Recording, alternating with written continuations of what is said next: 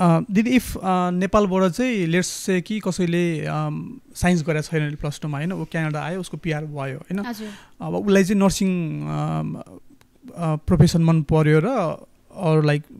Any reason हैन उसलाई nursing पढ्न मन लाग्यो भने चाहिँ फेरि साइन्स पढ्नुपर्ने हुन्छ कि व्हाट इज द प्रोसेस? यस्तो हुन्छ अब फर इक्जाम्पल एउटा ब्याचलर्स छ भने चाहिँ फाइदा चाहिँ हुन्छ किनभने एनी ब्याचलर्स अनि like as long as you have bachelors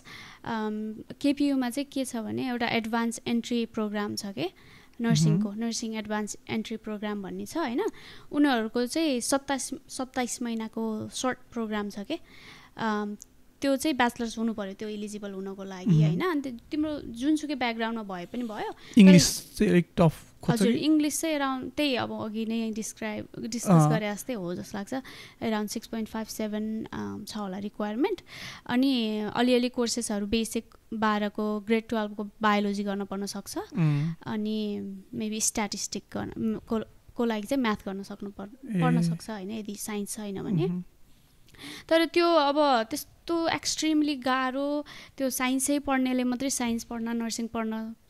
सक्छ भन्ने जस्तो चाहिँ मलाई लाग्दैन हैन यदि फर इक्जाम्पल ऊ आएर मेहनत गर्छु भन्यो भने सक्छ जस्तो लाग्छ कि अब स्टार्ट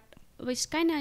स्क्रैचबाटै स्टार्ट गरेको जस्तै हो जसले पनि गर्न सक्यो नट जस्ट कि एसएलसी मा डिस्टिंक्सन ल्याउनेले मात्रै साइन्स पढ्न सक्छ भन्ने खालको हुन्छ नि त हैन हजुर मेहनत गर्छु र म गर्छु भन्नेहरुले चाहिँ त्यही अब मैले भने जस्तै एडभान्स एन्ट्री कोर्समा गएर सर्ट अराउन्ड 3 इयर्समै सकिन्छ के त्यो नर्सिङ नै सकिन्छ हजुर जस प्रोसेस अब एप्लाई स्टार्ट भएदेखि एन्डसम्म 3 इयर्स जस्तोमा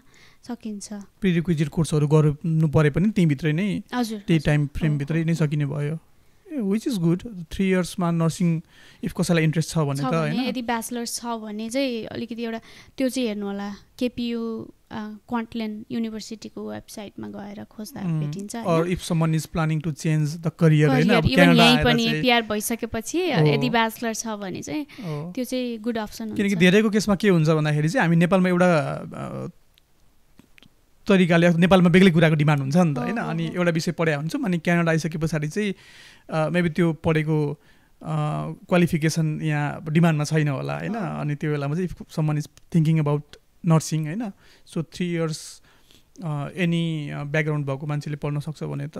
which is a good thing हैन इन्ट्रेस्ट भएको मान्छेलाई जस्तो लाग्यो प्लस पीआर भएकोहरुलाई त फाइनान्शियली पनि खासै हो फाइनान्शियली गाह्रो हुँदैन किनभने फी तिरेर पनि रेन्टहरु तिर्न अलिअलि खानेकुराहरुको बिल तिर्नलाई पुग्ने पैसाहरु गभर्नमेन्टले दिन्छ